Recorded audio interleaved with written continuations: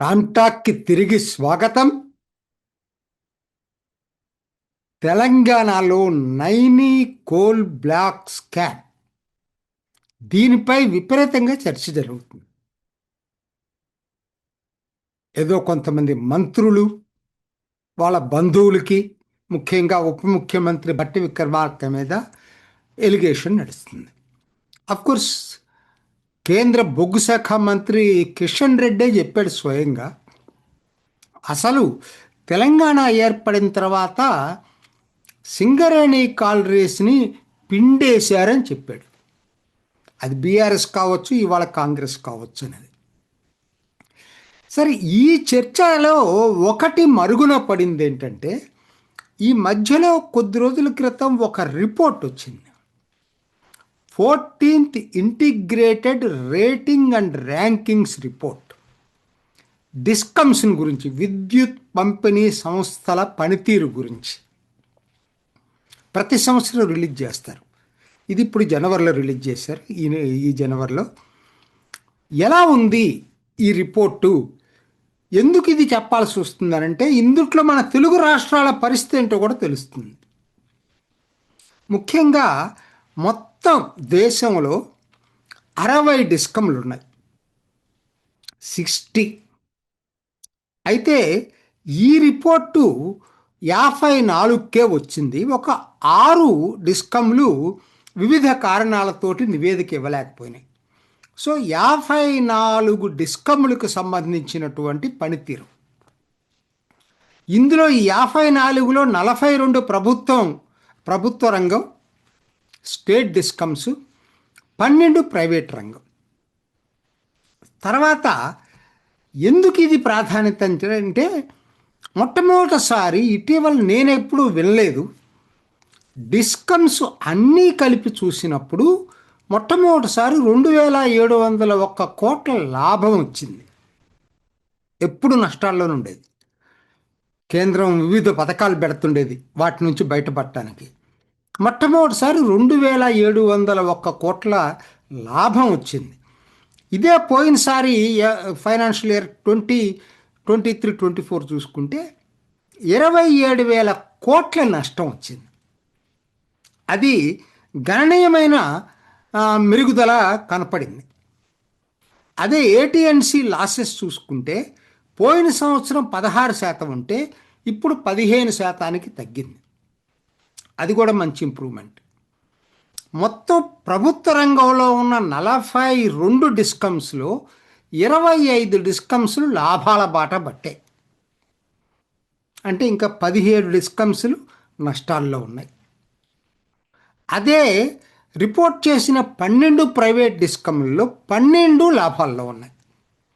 ఇది సంక్షిప్తంగా నేను చెప్పినటువంటిది. సరే, మొత్తం దీని మీద ఇంకొక స్లైడ్ ఒకటి ఇచ్చాను, చూసుకోండి. మొత్తం డిస్కమ్లు, వాటి పనితీరు పేరున ఇవ్వలేదు, కానీ మొత్తం కలిపి క్లుప్తంగా చూసుకుంటే గ్రేడ్ A+ ఇవి హెల్దీగా ఉంటాయి.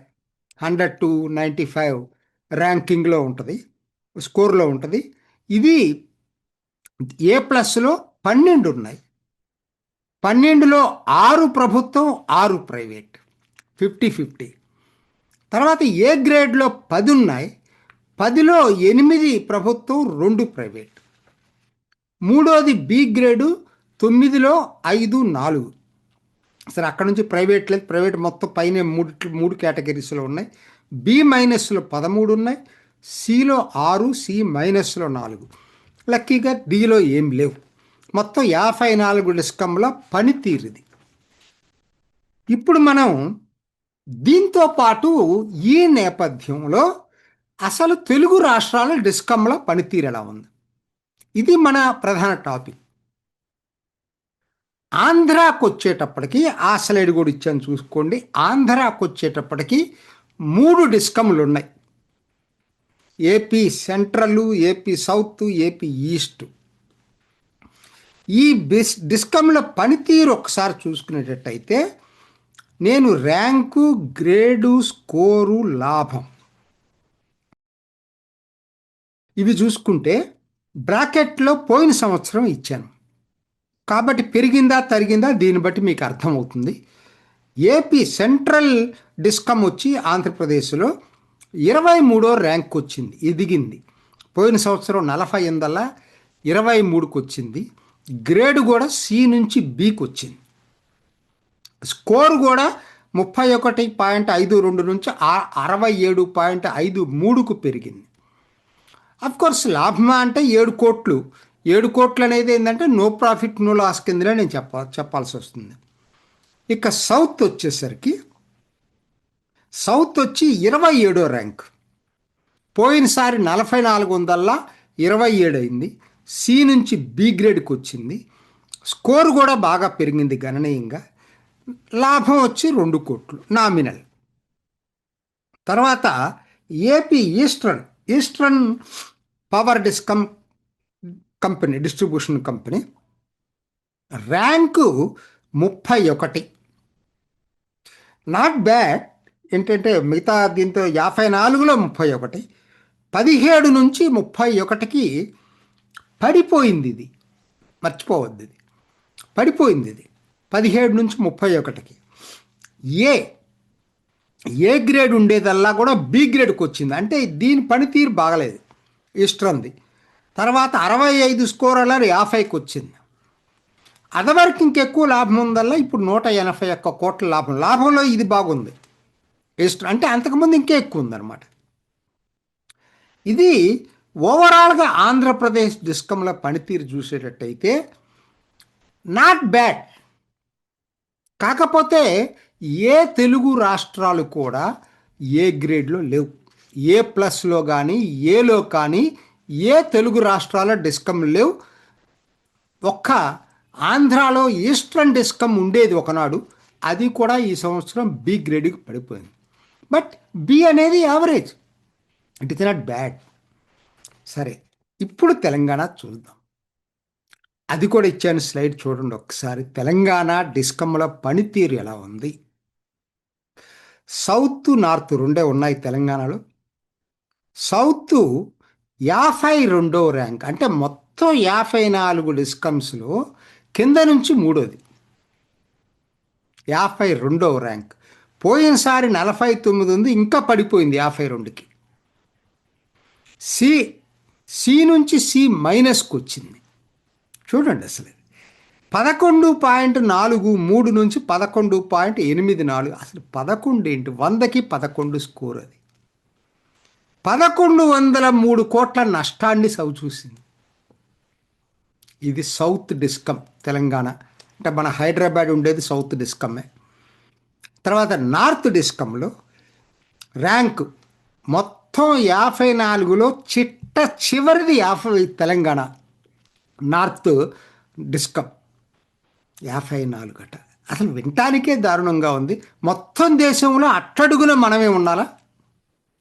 47 నుంచి పడిపోయి 54కి వెళ్ళింది. అప్పుడు సి మైనస్, ఇప్పుడు మైనస్. అప్పుడు 16.74 స్కోర్ ఉంటే ఇప్పుడు 8.48. నష్టం చూసుకుంటే 1359 కోట్ల నష్టం ఉంది. ఈ రెండు కలుపుకుంటే ఆ వచ్చిన లాభం ఇక్కడ పోయింది. ఎందుకు ఇది నేను ఇచ్చాను అంటే మీకు అర్థం కావాలి. అసలు దీని మీద చర్చ జరగాలి కదా. ఇంత దారుణంగా తెలంగాణ డిస్కమ్లు ఎందుకున్నాయి. విద్యుత్ పంపిణీ సిస్టమ్ అంటే కారణాలు చాలా ఉండవచ్చు. ప్రభుత్వం ఎప్పటికప్పుడు సబ్సిడీలు వాళ్ళకి ఇవ్వకపోవచ్చు, పనితీరు బాగుండకపోవచ్చు డిస్కమ్స్. బట్ ఏదైనా బాధ్యత ఎవరు వహించాలి? తెలంగాణ రాష్ట్ర ప్రభుత్వం వహించాలి. ఇది కాంగ్రెస్ మోడల్ ఆఫ్ గవర్నెన్స్. ఇప్పుడు చెప్పండి, విద్యుత్ సంస్కరణలు అవసరమా లేదా? చాలామంది రాంగ్గా ఇక్కడ మన తెలుగు రాష్ట్రాల్లో మేధావులంతా కూడా ఏదో ప్రైవేట్ అయితే పాపం, పబ్లిక్ అయితే స్టేట్ అయితే అదేదో పుణ్యంలాగా మాట్లాడుతూ ఉంటారు. మరి ప్రైవేట్ డిస్కమ్స్ 12 చూపించాడు కదా నివేదికలో. అన్ని లాభాల్లో ఉన్నాయి. అన్నీ కూడా కన్జ్యూమర్స్కేమీ మిగతా రాష్ట్ర ప్రభుత్వాల కన్నా ఎక్కువ రేట్లు ఛార్జ్ చేయట్లేదు. అంటే పవర్ ఛార్జెస్ కాంపిటేటివ్గా మిగతా వాళ్ళకన్నా తక్కువగా మెయింటైన్ చేస్తున్నాయి చాలా ప్రైవేట్ డిస్కమ్స్. ఢిల్లీ వెళ్ళండి, ఢిల్లీ అతి చౌక. అండ్ కంపేర్ టు మన తెలుగు రాష్ట్రాలతో పోలిస్తే అతి చౌకగా ఢిల్లీలో ఉంటుంది. ప్రైవేట్